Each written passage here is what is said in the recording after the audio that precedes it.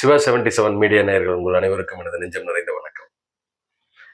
இன்னைக்கு தமிழ்நாடு சட்டமன்ற கூட்டத்தில் தமிழ்நாட்டினுடைய முதலமைச்சர் மாண்புமிகு ஜோசப் விஜய் அவர்கள் ஒரு முக்கியமான அறிவிப்பை வெளியிட்டிருக்காரு. அந்த அறிவிப்பை பற்றி தான் நம்ம பேச போகிறோம்.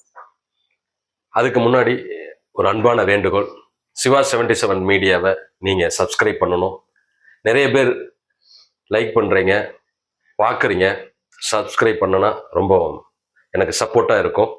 அதனால் பார்க்குற ஒவ்வொரு நேயர்களும் சப்போர்ட் பண்ணுங்கள், சப்ஸ்கிரைப் பண்ணுங்கள், ஷேர் பண்ணுங்கள், கமெண்ட் பண்ணுங்கள்.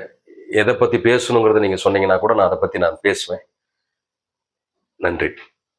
இன்றைக்கு ஒரு மிக முக்கியமான அறிவிப்பு. தமிழ்நாடு முதலமைச்சர் அவர்கள், நான் ரொம்ப நாள் அதை நினச்சிட்டு இருந்தேன், இதை பற்றி நம்ம பேசணும்னு நினச்சிட்டு இருந்தேங்க. என்னென்னா, தமிழ்நாடு சட்டமன்றத்தில் இன்றைக்கு ஆயுள் முதலமைச்சனுடைய விரிவான காப்பீட்டு திட்டத்தை பற்றி பேசுகிறப்போ, இதுக்கு முன்னாடி 5 லட்சம் வழங்கிட்டு இருந்தாங்க. அந்த 5 லட்சத்தை இனி 25 லட்சமாக உயர்த்தப்படும் அப்படின்னு முதலமைச்சர் அறிவிச்சிருக்காரு. உள்ளபடியே வரவேற்புக்குரியது, வாழ்த்துக்குரியது. நம்முடைய சிவா 77 மீடியாவும் நெஞ்சார வாழ்த்துக்கிறோம். அதுக்கு அவர் சொல்லியிருக்கிற காரணமும் விளக்கமும் ரொம்ப முக்கியமானது. அது என் மனதை ரொம்ப தொட்டுச்சுங்க. என்னன்னா, ஒருத்தருடைய வருமானம் அவரோட உயிரோட மதிப்பை நிர்ணயிக்காது. ஒருத்தர் 100 ரூபாய் தான் சம்பாதிக்கிறாருன்னா அவருடைய உயிர் குறைத்தலான மதிப்புடையதுதான். ஒருத்தர் ஒருவேளை தினமும் 5000 அல்லது 10,000 1 லட்சமோ சம்பாதிக்கிறீங்க, மாதம் 5 லட்சம் 10 லட்சம் சம்பாதிக்கிறீங்க அப்படிங்கிறவங்க தான் அவங்களுடைய உயிர் மிக மதிப்புக்குரியது. அப்படிங்கிறதும் இங்கே அப்படி கிடையாது. உயிர் மதிப்புக்குரியதுதான். அவங்கவுங்க குடும்பத்துக்கு, அவங்க குடும்பத்தில் இருக்கிற ஒவ்வொருடைய உயிரும் முக்கியமானது. அப்படிதான் நம்முடைய நாட்டுக்கும். அப்படிங்கிற கருத்தை முன்னிறுத்தி தான் இந்த காப்பீட்டு திட்டத்துல 5 லட்சத்திலிருந்து 25 லட்சமா உயர்த்தி இருக்கிறார். இது வரவேற்புக்குரியது, போற்றுதலுக்குரியது. இதன் வாயிலா நான் தமிழ்நாடு முதலமைச்சருக்கும் இந்திய அரசுக்கும் அதே போல காப்பீடு நிறுவனங்களுக்கும் ஒரு வேண்டுகோளா நான் வைக்க விரும்புறேன். என்னன்னா, ஒரு குடும்பத்துல அதனுடைய குடும்ப தலைவர் இல்லைனாவே அதே பெரிய இழப்பு தான். அந்த இழப்பு தாங்க முடியாத இழப்பா இருக்கிறப்போ, பொருளாதாரமும் இல்லைன்னா அவங்க இன்னும் உடைஞ்சு போயிடுவாங்க. ஏதாவது ஒரு சூழ்நிலைக்காக யாரிடமும் போய் நிற்க வேண்டிய சூழல் இருக்கும். அங்க அவங்க பலவிதமான பிரச்சனைகளை எதிர்கொள்ள வேண்டியது இருக்கும். அதனால பொருளாதார தேவைங்கிறது மிக முக்கியமானது. இந்த அடிப்படையில ஒவ்வொரு மனிதரும் இன்சூரன்ஸ் போடணும். அந்த இன்சூரன்ஸ் பிரபலமா இருக்கிறது LIC, இந்திய அரசாங்கத்துடைய பொதுத்துறை நிறுவனம். பெரும்பான்மையாக அதில் தான் போட்டிருக்காங்க. அதிலே பெரும்பான்மையான இந்திய மக்கள் தொகைக்கு ஏற்றவாறு இன்சூரன்ஸ் இல்லைன்னு சொல்றாங்க காப்பீட்டு நிறுவனங்கள். நிறைய தனியார் காப்பீடு நிறுவனங்கள்லாம் நிறைய வந்துருச்சுங்க. அப்போ இந்த காப்பீடு நிறுவனங்கள்லேயே போதுமான அளவுக்கு மக்கள் இன்னும் விழிப்புணர்வு ஆகலை, இன்சூரன்ஸ் போடணும்னு தயாராகலை, இன்னும் போடாமல் இருக்குங்கிறாங்க. கண்டிப்பா எல்லாருமே போட்டுக்கணும். இது இன்சூரன்ஸ் ஆயுள் காப்பீடு எப்படின்னா, நம்ம ஒரு பணத்தை கட்டிட்டு ஒரு குறிப்பிட்ட வருஷத்துக்கு, ஒரு 16 வருஷத்துக்கு, 20 வருஷத்துக்கு, 30 வருஷத்துக்கு அப்படி கட்டிட்டு வருவோம். அப்ப அந்த கட்டிட்டு வர்றப்போ இடையில ஏதாவது அந்த இன்சூரன்ஸ் கட்டுபவருக்கு ஏதாவது, குடும்ப தலைவருக்கு ஏதாவது ஆயிடுச்சுன்னா, அந்த குடும்பத்துக்கு எவ்வளவு தொகை, உதாரணத்துக்கு ஒரு 5 லட்சம் ரூபாய்க்கு பாலிசி எடுத்திருந்தால், அந்த கட்டண தொகை ஒரு 1 லட்சமா இருந்தாலும் சரி, அல்லது 50,000 இருந்தாலும், அல்லது 2 லட்சமா இருந்தாலும் சரி, அந்த குடும்பத்துக்கு 5 லட்சம் ரூபாய் போயிடும். அப்புறம் அந்த கட்டண பணத்துக்கான போனஸ், இப்படி நிறைய அதுக்குள்ள நிறைய விவரங்கள் இருக்குங்க. இப்ப இந்த மாதிரி காப்பீடு, ஒருவேளை அவர் எதுவும் இல்லை, அந்த 30 ஆண்டுகளும் நல்ல முறையில வாழ்ந்து காப்பீட்டையும் முழுசா கட்டி முடிக்கிறாருன்னா, அந்த கட்டுன 5 லட்சம், அதற்கான போனஸ் தொகை, இப்படி அது ஒரு திட்டம் இருக்கு. அப்ப இந்த அடிப்பில் அவன் குடும்பத்துக்கு ஒரு பணம் சேமிப்பாகவும் போய் சேரும். சேமிப்பு பிளஸ் பாதுகாப்பு, இதுதான் காப்பீடு நிறுவனங்களுடைய நிலை. இதை யாரும் செய்யறதில்லை, பெரும்பான்மையே செய்யறதில்லை. செய்யணும். அதே நேரத்துல இன்னும் ஒரு எக்ஸ்பர்ட்டா, ஒரு பொருளாதார நிபுணர்கள்லாம் என்ன சொல்றாங்கன்னா, இது வெறுமனே ஆயுள் காப்பீடுன்ட்டு எடுத்து நீங்க அதுக்காக பணத்தை கட்டிக்கிட்டு நீங்க வேற சேமிப்புல கவனம் செலுத்த முடியாத போயிடும். நீங்க மாதம் கட்டி அது குறிப்பிட்ட தொகை தான் உங்களுக்கு ஒரு போனஸா கிடைக்க முடிய, பெருமளவுல கிடைக்காது. அதையே நீங்க ஒரு மியூச்சுவல் ஃபண்ட்லயோ அல்லது வேற திட்டங்கள்லயோ நீங்க அதை முதலீடு பண்றப்ப அது உங்களுக்கு பல மடங்கு திரும்ப உங்களுக்கு கிடைக்கும். சரி, அப்ப ஒரு காப்பீடு வேண்டாமா, குடும்பத்துக்கு ஒரு பாதுகாப்பு வேண்டாமானா வேணும். அதுக்கு என்ன ஒரு தீர்வுனா, டேர்ம் இன்சூரன்ஸ் சொல்லுவாங்க, தூய ஆயுள் காப்பீடு. டேர்ம் இன்சூரன்ஸ் எப்படின்னா, நம்ம பணம் கட்டிட்டு வருவோம், ஏதாவது ஒருவேளை அவர் கட்டுபவர் இல்லாத ஒரு சூழல் ஏற்பட்டுச்சுன்னா அந்த குடும்பத்துக்கு தொகை போயிடும். அந்த குறிப்பிட்ட ஆண்டுகள் ஒரு 30 வயது இருக்காரு, அவர் 75 வருஷம் கட்டுறாரு, அல்லது 60 40 வயசு இருக்காரு, அவர் 75 ஒரு 35 வருஷம் கட்டுறாருன்னா அது 35 வருஷம் கட்டி முடிச்சிடுறாரு, நல்ல முறையில இருக்கிறாருன்னா அவர் கட்டின பணம் திரும்ப வராது. இப்ப ஒரு சில நிறுவனங்கள்லாம் கட்டின பணமும் திரும்ப வரும், ஆனா எந்த போனஸ் தொகையோ வேற எந்த தொகையுமே கிடைக்காது அப்படிங்கிற திட்டம்லாம் வந்துருச்சு டேர்ம் இன்சூரன்ஸ்லயே. ஆனா இதனால அதுல பெருசா நமக்கு லாபம் இல்லையே அப்படின்னு சொல்லி மக்கள் நினைச்சு இந்த டேர்ம் இன்சூரன்ஸ் பக்கம் போக மாட்டேங்கிறீங்க. டேர்ம் இன்சூரன்ஸ் போட்டுக்கோங்க, அது 1 கோடி ரூபாய் வரைக்கும் கூட நீங்க எடுக்கலாம் அப்படின்னு சொல்லி பொருளாதார வல்லுநர்கள் நிபுணர்கள் சொல்றாங்க. அதை தாண்டி இப்போ நிறைய தொலைக்காட்சி விளம்பரங்கள் பார்த்துருக்கலாம், திரைப்படங்கள்ல பார்த்துருக்கலாம், பெரிய பெரிய நடிகர்கள்லாம் வருவாங்க.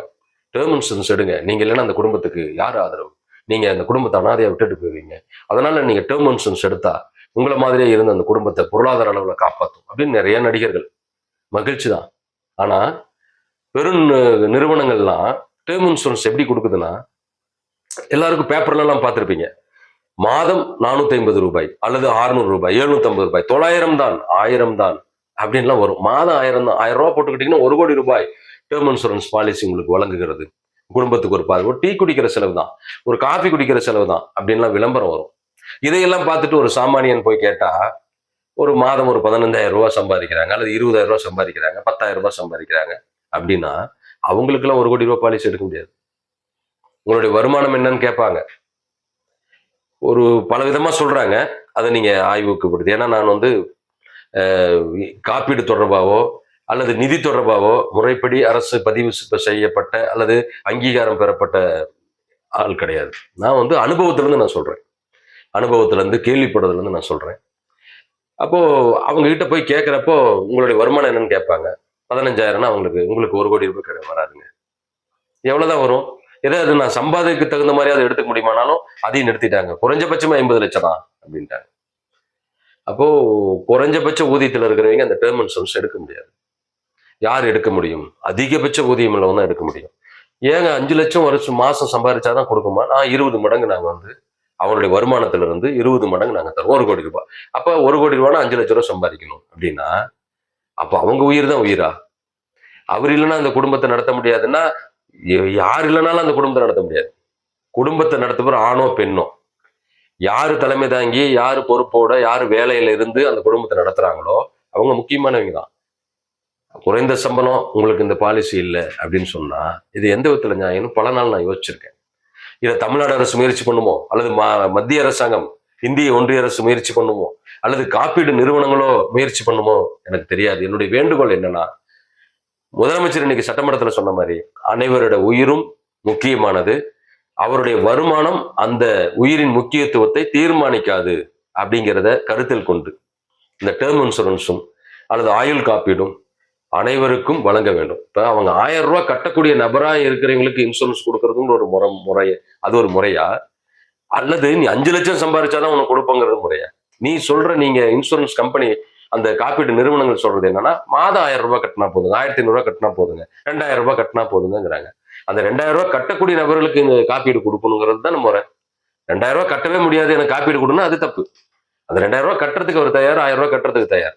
ஆனா உங்களுக்கு தரமாட்டோம், நாங்க இவ்வளவு ரூபாய் சம்பாதிச்சாதான் நாங்க கொடுப்போம் அப்படிங்கிறது அது அந்த உயிரை ஒரு துச்சமா, நீங்க எல்லாம் உங்க உயிரெல்லாம் அந்த அளவுக்கு முக்கியமானது இல்லை, நீங்க இல்லைன்னா அந்த குடும்பம் அது என்னங்கிறதெல்லாம் நாங்க அதை பத்தி எங்களுக்கு கவலை இல்லைங்கிற மாதிரியான ஒரு புரிதலை கொடுத்துரும். அதனால தமிழ்நாடு முதலமைச்சர் இதில் ஒரு சிறப்பு கவனத்தை எடுக்கணும்னு சிவா 77 மீடியா சார்பா தெரிவிச்சுக்கிறேன். அது சட்டமன்றத்தில் தீர்மானமாவோ அல்லது இந்திய ஒன்றிய நிதியமைச்சர் மூலம் அங்க வலியுறுத்துறதோ அல்லது காப்பீடு நிறுவனங்களுக்கு நீங்க ஒரு கோரிக்கை வைக்கிறதோ அல்லது வழிகாட்டுதலோ எது எப்படியோ சட்டப்படி சட்டத்திற்கு உட்பட்டு நீங்க அதை முறையா கொண்டு வரணும். அனைவருக்குமான காப்பீடு உருவாக்கணும். அதே போல அவங்களுக்கான அந்த விழிப்புணர்வை கொடுக்கணும். விழிப்புணர்வு இல்லாம இருக்காங்க. ஒரு சில இடங்கள்லாம் போயிருக்கேன், இறந்திருப்பாங்க, சின்ன வயசுல இறந்திருப்பாரு, பெயிண்ட் அடிக்கிறதா இருப்பாரு, கட்டிட வேலைக்கு போறதா இருப்பாரு, அவங்க குடும்பம் 2 குழந்தைங்க 3 குழந்தைங்க அல்லது இருப்பாங்க. அது எதுவுமே பெரிய அளவுல எதுவும் இருக்காது. அவர் தான் வருமானம் ஈட்டக்கூடியவராக இருப்பார். அவர் இல்லைன்னா எப்படிங்கிறப்ப அந்த குடும்பத்தை பார்த்தா ரொம்ப கவலையா இருக்கும். அவங்க மனைவி அப்படியோ, ஐயோ அவரே இல்லை, அவருக்கு அப்புறம் எப்படி வாழ்றது, என்ன போய் எப்படி சம்பாரிச்சு நான் எப்படி இந்த குழந்தைங்களை ஆளாக்குறது அப்படிங்கிற நிலையை பார்க்குறப்ப ரொம்ப கவலையா இருக்கும், வேதனையா இருக்கும், நெஞ்சுக்குழியில அடைக்கும்.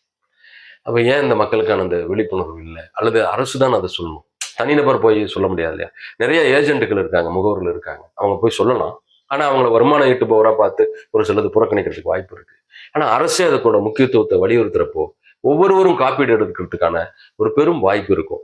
அந்த வருமானம் ஈட்டுபவர் ஆணோ பெண்ணோ இல்லைங்கிற ஒரு சூழ்நிலை, அந்த குடும்பத்தை பாதுகாக்கிற காப்பாத்துற ஒரு நிலை இருக்கும். அதே போல எப்படி காப்பீடு முக்கியமோ, வருமானம் அந்த சேமிப்புக்கான ஒரு விழிப்புணர்வையும் தீவிரமா படுத்தணும். நிறைய பண்ணுது அரசாங்கம். போஸ்ட் ஆஃபீஸ்ல இந்தந்த திட்டங்கள் இருக்குது, இதெல்லாம் நீங்க பண்ணுங்கன்னு சொல்லியிருக்கு, வங்கியில சொல்லிருக்கு, நிறைய சொல்லுது. இன்னும் தீவிரம், ஏன்னா நம்ம மக்கள் தொகை அதிகம் உள்ள மாநிலம், நாடு. இவ்வளவு மக்களுக்கு இந்த விழிப்புணர்வு போதுமான, இன்னும் தீவிரமா வேணும், இன்னும் வேகமா வேணும், இன்னும் அதிகப்படியான விழிப்புணர்வு தேவை. இப்படி ஒரு குடும்பத்தையும் ஒரு உயிரையும் மதிக்கக்கூடிய ஒரு அரசும் சரி, ஆட்சியாளர்களும் சரி, இது எல்லாருக்குமான ஒரு கூட்டு பொறுப்பு இருக்கு. அந்த பொறுப்பை உணர்ந்து மக்களுக்கான சேவையை நீங்க சேவையை ஆற்ற வேண்டும் என்று கேட்டுக்கொள்கிறேன். நன்றி, வணக்கம்.